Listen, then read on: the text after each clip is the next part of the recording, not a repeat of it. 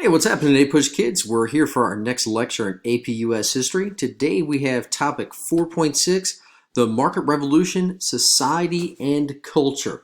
We're going to be exploring learning objective 4F today, which is explain how and why innovation in technology, agriculture, and commerce affected various segments of American society over time. We have three key ideas for us today. Our first one reads, large numbers of international migrants moved to industrializing northern cities, while many Americans moved west of the Appalachians, developing thriving new communities along the Ohio and Mississippi rivers. So one of the things we kind of want to make sure that we understand here is that in our last lecture, we learned about how all of these new technologies are impacting the different regions of the United States.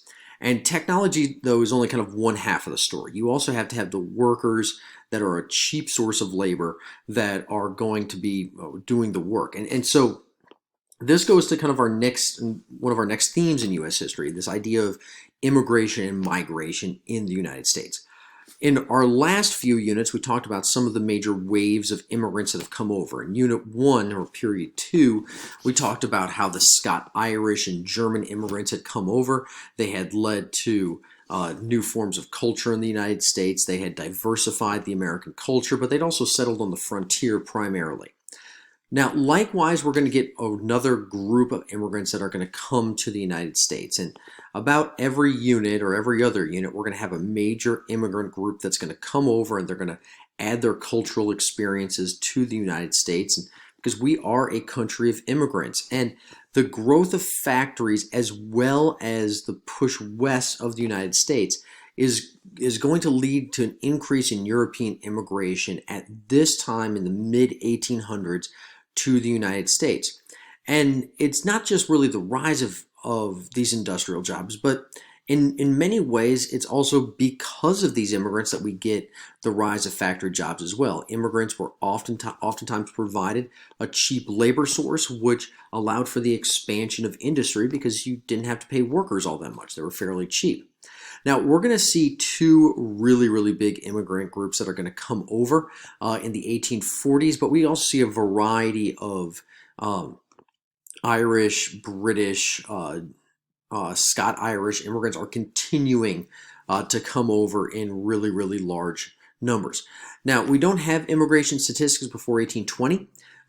That's because before 1820 we did not keep immigration statistics. But in the 1840s, the two big immigrant groups are going to be the Irish coming over because of the potato famine, and Germans, which are a huge immigrant group in many, many decades, are also going to be coming over here. Now, most of them are working in low-paying New England factories, or they're moving west as farmers.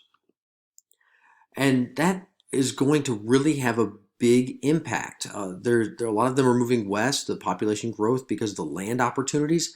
We see the growth of the West, and we also discussed that in 2 lectures ago when we talked about how all these new states are being added. States like Ohio and Indiana, Illinois, Wisconsin, Missouri in 1820. I mean, we're just, state after state after state. Seems like every single year we're adding a new state and adding a new state in the West.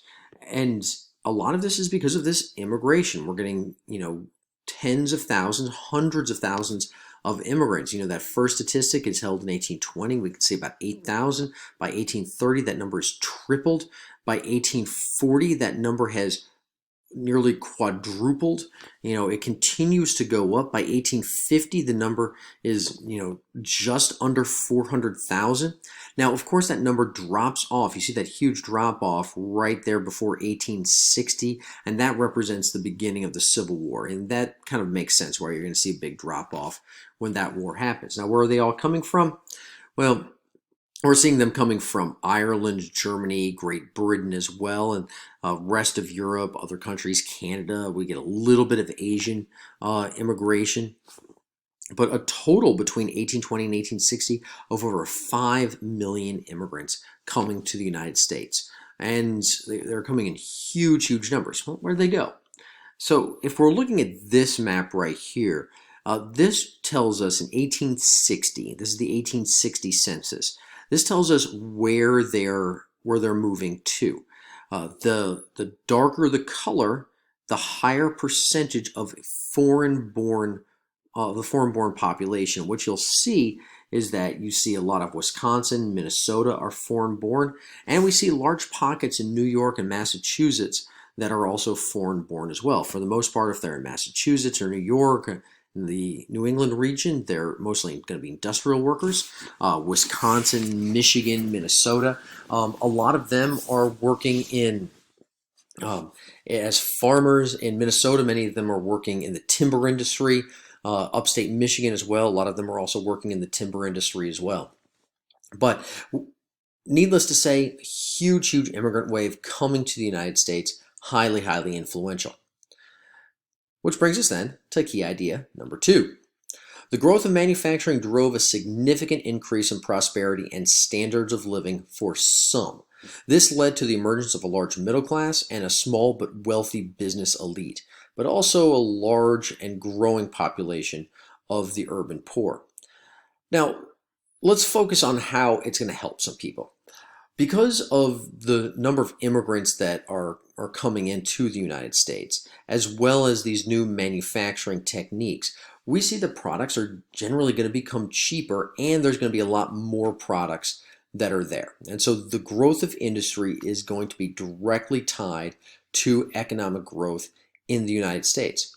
For many people, what this means is that per capita income is going to rise. And what you see in the chart right there is you see that increase in income, that per capita income from 1700 to 1840s in the chart. But what that means is that the average amount that a family or a person is going to take home is going to go up. The per capita income goes up, and that means people are going to have more money to spend. And if people have more money to spend, they're going to buy more things. They're going to live slightly better lives. They're going to eat better food. They're going to sleep on a better bed. They're going to have a better couch. They're going to have more entertainment opportunities, things of that nature. So as a result of this increase in per capita income, a new middle class and a new business class is going to begin to emerge in the United States. People that are fairly well off, that are fairly comfortable, live fairly comfortable lives. However, it's just starting to emerge. Most people in the United States are still poor laborers. Many of them are still working in factories for low wages, or they're working on farms and are still at a subsistence level. We still don't have a large middle class like we will later on in our country, like when we get to like the 1950s and 60s, when a good sizable chunk of the United States is middle class. This leads us then into key idea number 3, is increasing numbers of Americans, especially women and men working in factories, no longer relied on semi-subsistence agriculture. Instead, they supported themselves producing goods for distant markets. So the development of the factory system changed where and how people worked. Now, before, most people had worked in subsistence agriculture. This means that before the Industrial Revolution, people had worked on small family farms, growing pretty much just barely enough for them to survive on. And if they were lucky, they were able to produce more than that. They could sell a little bit of it and maybe slightly increase their standard of living. But for the most part, people lived year to year on a farm, hoping that the crop would hold out and that they would have a good year. But things really kind of begin to change. For instance, in the textile industry, before the Industrial Revolution, most textiles were produced in the home by small families. But those textile mills were spread across New England.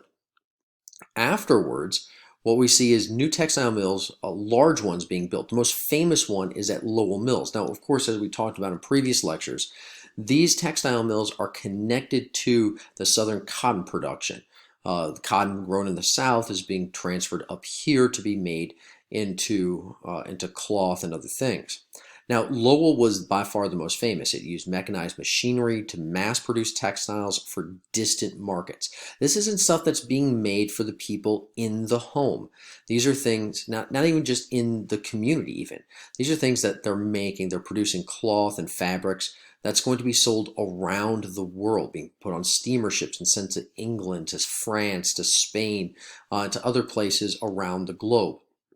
Now, Lowell was kind of significant. It did employ a lot of young women. Many factories still employed mostly men, but it did offer an opportunity for women to work outside the home. What was also kind of interesting about Lowell is they use a boarding house system.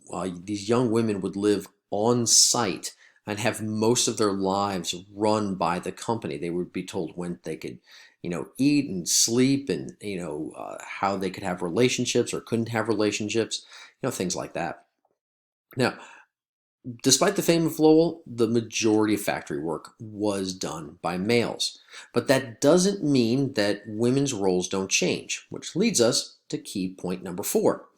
Gender and family roles are going to change in response to the market revolution, particularly with the growth of definitions of domestic ideals that emphasize the separation of public and private spheres. So before all this, before all these societal changes, like we said, most people were farmers living in semi-subsistence agriculture. Women were, for the most part, expected to do chores and farm work along with their husbands. They may not do the exact same chores, the exact same farm work, but everybody worked together on the farm to do what was needed to be done on that day to make sure that people got fed. However, factories, especially in the Northeast, are really going to start to change that dynamic. Men didn't stay at home on the farm anymore. Now they went to work. Women now stayed at home. And so this then generates this new concept of gender roles that's oftentimes referred to as separate spheres. Now, these new separate spheres clearly defined new roles for both men and women. Men worked outside of this kind of new home, and their sphere was oftentimes thought of as the public sphere, the sphere that everybody saw. That was their role, was things dealing outside of the home. On the other hand, a woman's job and a woman's role was raising children, tending to the needs of the family.